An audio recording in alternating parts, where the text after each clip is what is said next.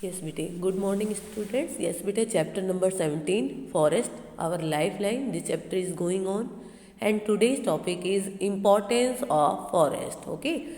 देखो, forest provide us with a large number of products which we use in our daily life. Means forest हमें बहुत सारे product provide करता है जो हम अपनी डेली लाइफ में यूज़ करते हैं. Forests also have a profound effect on air quality, water supply, soil maintenance and climate. मतलब फॉरेस्ट का जो है इन चीज़ों पर भी, जैसे हमारी एयर के ऊपर प्योरीफाई करने का काम करता है, वाटर सप्लाई के ऊपर, सॉइल मेंटेनेंस के ऊपर और क्लाइमेट के ऊपर बहुत ज़्यादा प्रभाव पड़ता है. That is why due to this reason the forest are called our lifeline. Okay, now first topic is now we will now describe the importance of forest in somewhat detail.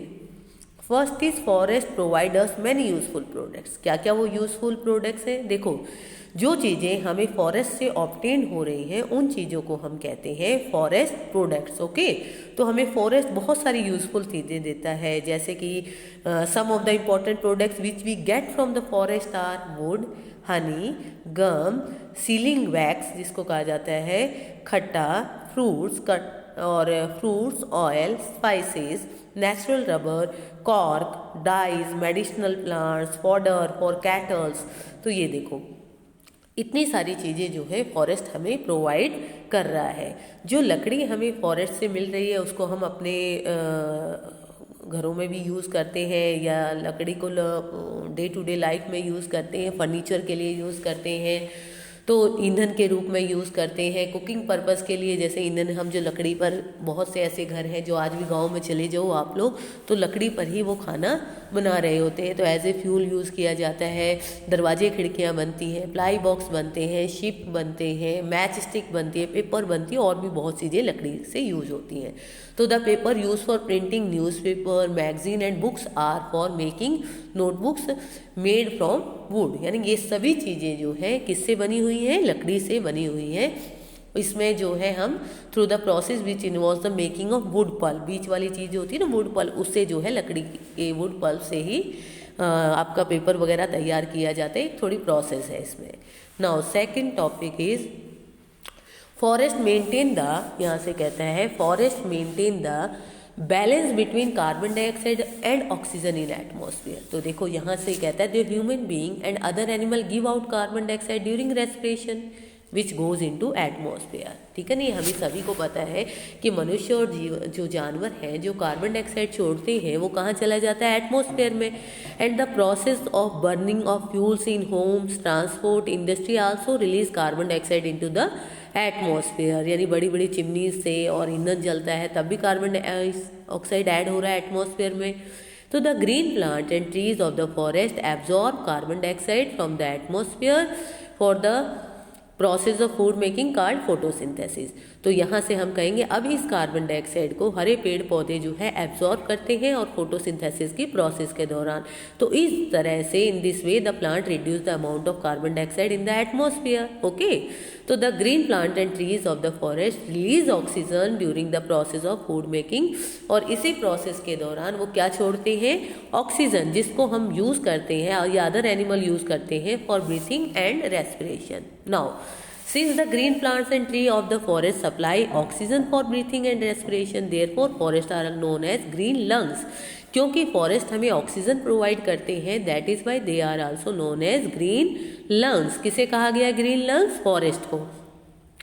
तो thus forest remove carbon dioxide from the atmosphere and put oxygen into the atmosphere. यानी कि इस तरह से जो forest हैं वो balance बनाए रखते हैं. कार्बन डाइऑक्साइड तो एटमॉस्फेयर से लेते हैं और ऑक्सीजन छोड़ते हैं. ओके, और इस तरह से जो लेवल जो है, तो by removing carbon dioxide from the atmosphere the forest stop the level of carbon dioxide from rising to high. देखो, अगर फॉरेस्ट नहीं होते तो कार्बन डाइऑक्साइड का लेवल जो है वो कितना ज़्यादा बढ़ जाता, लेकिन ये उसके लेवल को बढ़ने नहीं देते. और इस तरह से जो है कार्बन डाइऑक्साइड जो है ग्रीन हाउस गैस है जो कि एब्जॉर्ब करती है हीट रेज. और अगर हाई लेवल हो जाता है कार्बन डाइऑक्साइड का एटमॉस्फेयर में तो ज़्यादा सनलाइट एब्जॉर्ब होगी जिससे ग्लोबल वार्मिंग हो सकती है. तो in fact the excessive cutting down of forestry, जिसको डिफॉरेस्टेशन कहा जाता है, increasing the amount of carbon dioxide in the atmosphere gradually. यही रीज़न है कि धीरे धीरे जो है कार्बन डाइऑक्साइड का लेवल क्यों बढ़ता जा रहा है, क्योंकि हम पेड़ पौधे काटते जा रहे हैं। ओके तो यहाँ हम कहेंगे this increase amount of carbon dioxide in the atmosphere is absorbing more and more sun rays leading to global warming, जिसकी वजह से हमारे अर्थ का टेम्परेचर जो है वो बढ़ रहा है, डे बाई डे बढ़ता जा रहा है। ओके बेटा, next topic is third, it is forest help in maintaining water cycle. Water cycle को कैसे मेंटेन करते हैं, यहाँ से देखो, the forest play a major role in maintaining the water cycle in nature. कैसे दिस हैपन देखो as follow, the forest trees suck water from the soil through their roots and release water vapour in the air through transpiration. यानी कि पेड़, जो जंगल में जो पौधे होते हैं उनकी, या पेड़ होते हैं उनकी जड़ें जो हैं वो ज़मीन से पानी को एब्जॉर्ब करती हैं और ट्रांसपिरेशन की प्रोसेस के दौरान पानी को छोड़ देती हैं, इवापोरेट कर देती हैं। अब ये जो पानी है बादल बनाता है और इस तरह से जो वाटर वेपर्स हैं form the clouds and bring rain on the earth. तो इस तरह से हम कह सकते हैं forest bring sufficient rainfall on the earth. In fact, about half the rain which fall in the forest area comes from the transpiration of forest trees themselves. In this way, forest help in maintaining a perfect water cycle in nature and meet our fresh water requirement. तो इस तरह से हम कह सकते हैं forest जो है मेंटेन रखता है एक परफेक्ट वाटर साइकिल को और हमारी वाटर जो फ्रेश वाटर रिक्वायरमेंट को पूरा करने में हेल्प करता है। The cutting down of forest tree, cutting down means deforestation lead to a decrease in rainfall. इसके कारण क्या होता है, बारिश का लेवल, पानी का लेवल जो है वो कम हो जाता है। This is because when there are lesser number of tree in the forest less water is given off as water vapour to the atmosphere. यानी कि अगर आप पेड़ पौधे काटते रहोगे तो पानी इवापोरेट कम होगा, ट्रांसपिरेशन की प्रोसेस कम होगी, जिससे कम बारिश होगी। And because of lesser rainfall less number of new tree grow in the forest and this process is repeat and the area which was once a thick forest can ultimately become a desert having no vegetation at all. तो इस तरह से हम कहेंगे कि आने वाले समय में अगर इसी तरह चलता रहा तो हमारा जो फॉरेस्ट एरिया है वो भी डेजर्ट में कन्वर्ट हो जाएंगे। No, forest keep the climate cool. Climate को कैसे कूल रखता है forest, the cloud which form from the water vapor going into the atmosphere through transpiration from forest and help to reflect away some of the sun rays. ये कहता है जो बादल जो बनते हैं वाटर वेपर जो कि ट्रांसपिरेशन की प्रोसेस के दौरान पानी इवापोरेट होता है वो हेल्प करता है सन रेज को रिफ्लेक्ट करने में and keeping the region comparatively cool and humid. Okay, ठंडा और ह्यूमिड रखता है, नमी वाला रखता है। On the other hand side when the forest tree are cut down then the cloud cover in the area is reduce. मतलब अगर आप पेड़ पौधे काट दोगे तो बादल कम बनेंगे और इससे क्या होगा, more the sun rays then reach the surface earth and due to which climate become very warm. तो अगर हमारे बादल ही नहीं बनेंगे तो सूर्य की सीधी किरणें आएंगी और उसके कारण क्या होगा, जो हमारे एरिया है अर्थ है वो गर्म होती जाएगी। नेक्स्ट टॉपिक इज बेटा forest forest prevents soil erosion. Soil erosion से कैसे बताता है, सॉइल इरोजन मीन्स क्या था, the removal of the top layer of soil. तो यहाँ हम सॉइल इरोजन को पहले एक्सप्लेन करेंगे। The removal of fertile top soil from a region by wind, rain और river water is called soil erosion. मतलब ये एजेंट्स हैं। सॉइल इरोजन मीन्स होता है रिमूवल ऑफ टॉप सॉइल, और रिमूवल के लिए कौन से एजेंट रिस्पॉन्सिबल है, they are wind, water, flowing water और rain.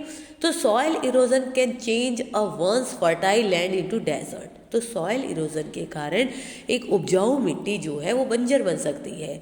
Soil erosion occur in those area of land which are not covered by vegetation, यानी कि ट्री और प्लांट। सॉइल इरोजन कहाँ पर बहुत ज़्यादा होता है, जहाँ पर जो एरिया है वो हरे पेड़ पौधे या पेड़ पौधे जहाँ पर कवर ना हो।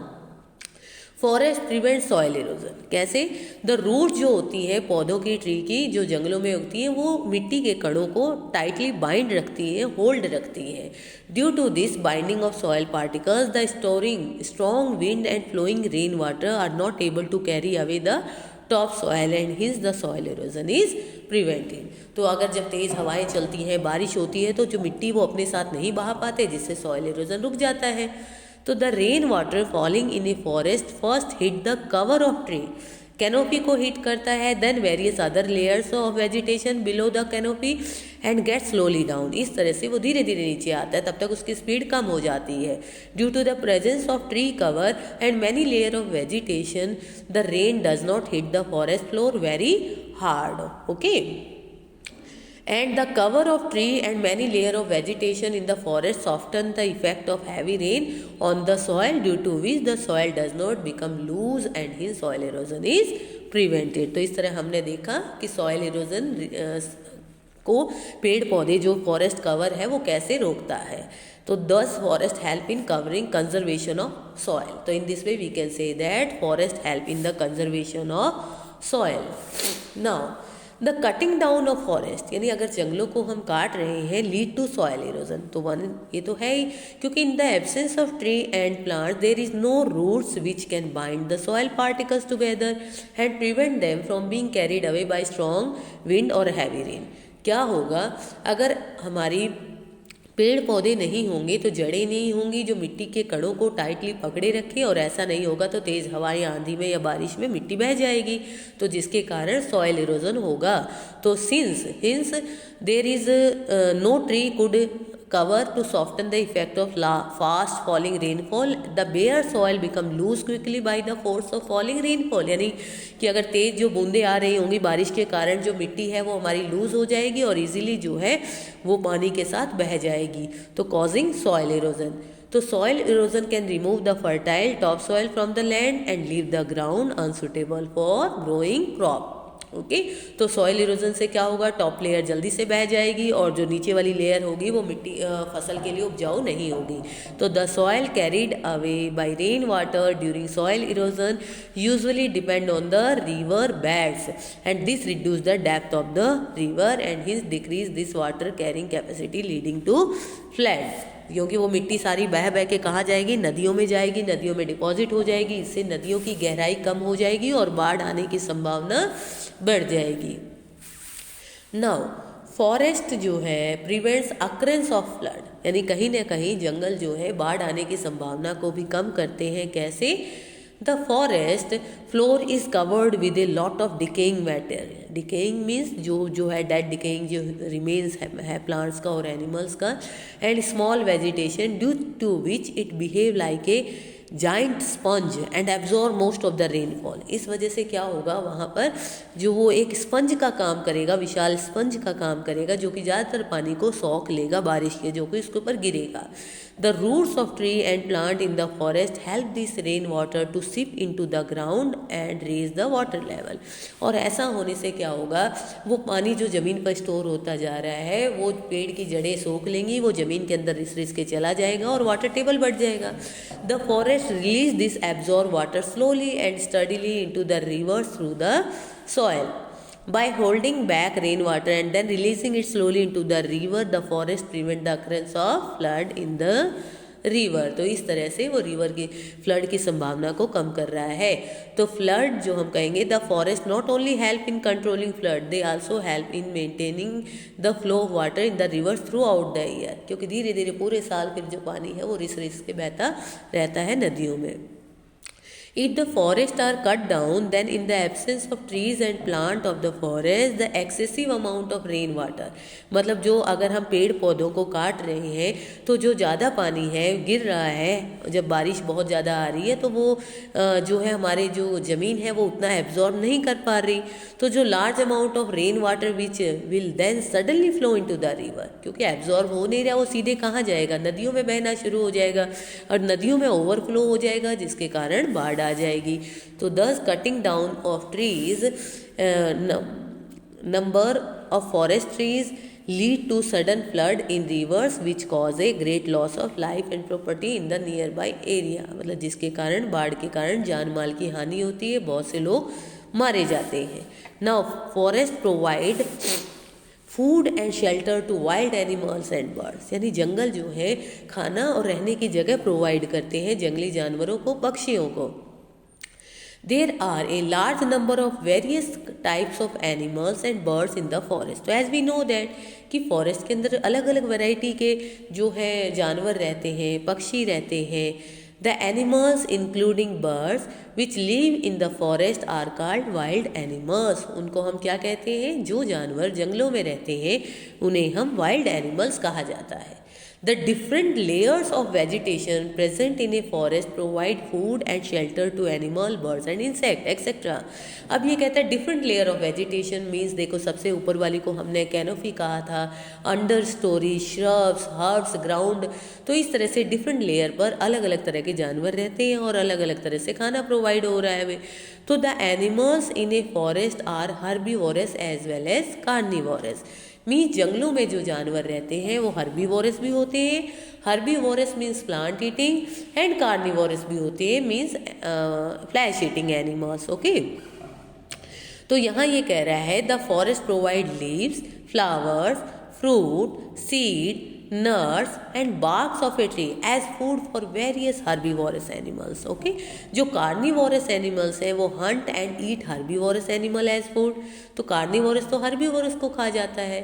The dense bushes, tall grasses and thick trees provide the forest animals with shelter. मतलब घने झाड़ियाँ हैं, लंबे लंबे घासें हैं, घना जंगल, पेड़ पौधे हैं, ये सभी चीज़ें जंगल में रहने वाले जीव जंतुओं को प्रोटेक्ट भी करते हैं प्लस उन्हें रहने की जगह भी प्रोवाइड करते हैं. और प्रोटेक्ट करते हैं हर्बीवोरस एनिमल को किससे? कार्निवोरस एनिमल से. जैसे एग्जांपल हम ले लेते हैं, जो हिरन है वो टाइगर से छिपने में हेल्प होती है. जब बड़ी बड़ी झाड़ियाँ हैं, घासें, ये उसको टाइगर से बचने में मदद करती हैं. The forest provide a natural habitat to a large variety of animals and birds. So in this way we can say that the forest provide a large number of habitat means the place where plant or animal live. तो forest एक बहुत बड़ा habitat है जानवरों के लिए. The cutting down of forest lead to the destruction of natural habitat of wildlife, animals and birds. यानी अगर हम जंगलों को काटते हैं तो कहीं ना कहीं ये जंगल में रहने वाले जीव जंतुओं का जो प्राकृतिक घर है उसको हम छीनने का काम कर रहे हैं. तो in the absence of forest the wild animals and birds do not get food and shelter, so they either die or get killed, मारे जाएंगे. ओके, तो फॉरेस्ट प्रोवाइड. अब नेक्स्ट टॉपिक आता है हमारा forest provide food and shelter to forest dwelling peoples. जो forest dwelling मतलब जो जंगल में रहते हैं, जो कई ट्राइब्स ऐसी हैं, जातियाँ ऐसी हैं जो जंगलों में ही रहती हैं, तो जंगल उन्हें खाना और रहने की जगह प्रोवाइड करते हैं. Many tribal peoples of our country live in forest. मतलब बहुत सी ऐसी जनजातियाँ हैं जो जंगलों में ही रहती हैं. The people who live in forest depend mostly on the forest for all there needs. मतलब जो लोग जंगलों में रहते हैं वो जंगलों पर ही निर्भर करते हैं अपने रोज़मर्रा की चीज़ों के लिए. Forest provide the people living in it with food, water, shelter and medicine. अब जो लोग वहाँ रहते हैं जंगल उन्हें दवाई भी प्रोवाइड करते हैं, खाना, पानी, रहने की जगह, हर चीज़ प्रोवाइड करते हैं. तो these things are provided by plant and animals of the forest. The people living in forest make their shelter from the material available in the forest. अब वहाँ ऐसा तो नहीं है लोग सीमेंट के मकान बनाते हैं, कोठियाँ बनाते हैं. वो लोग क्या करते हैं, जंगल में ही लकड़ी, घास फूस काट के, बार्क ऑफ ट्री काट के उसी से अपना जो है घर तैयार करते हैं, अपना शेल्टर तैयार करते हैं, जो भी चीज़ें उन्हें जंगल में अवेलेबल है. The people living in forest have traditional knowledge about many medicinal plants found in the forest. अब वो इतने सालों से जंगलों में रह रहे हैं तो उसमें उन्हें हर तरह के पेड़ पौधे की हर उपयोग का पता होता है कि किसको हम ऐसे मेडिसिन यूज़ कर सकते हैं, जैसे हम औषधि कहते हैं ना, किसको किस पौधे को कहाँ यूज़ किया जा सकता है. तो they know everything. Forests are the lifeline for the forest dwelling people. So in this way we can say that forest क्या है, lifeline है उन लोगों के लिए जो forest में रहते हैं. The cutting down of forest or deforestation is driving out many population of people who has been living in the forest for centuries. मतलब पेड़ों के काटे जाने के कारण जो जनजाति काफ़ी समय से वहाँ पर रह रही थी अब वो जंगलों को छोड़ रही है.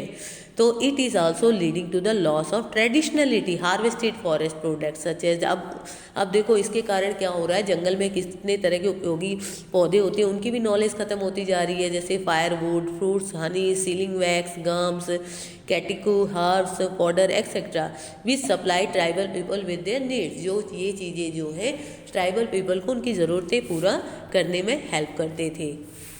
Now based on the above discussion we can now sum up the importance of forest. मतलब अभी जितना भी हमने पढ़ा और डिटेल में पढ़ा, अब हम एक उसको समराइज कर लेते हैं.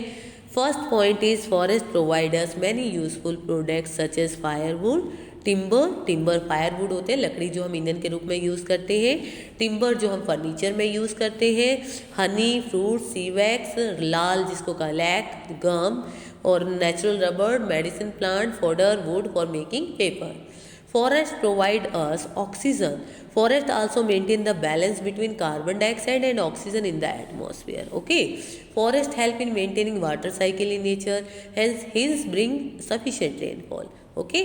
They also keep the climate cool by providing cloud cover. ये just हमने पीछे डिस्कस किया था. Forest prevent soil erosion and flood. ये मीन्स फॉरेस्ट जो है प्रिवेंट करता है सॉइल इरोजन को, बाढ़ से बचाता है, and help in the conservation of soil means in protection of soil. Forest provide a natural habitat to wild animal and birds by giving them food and shelter.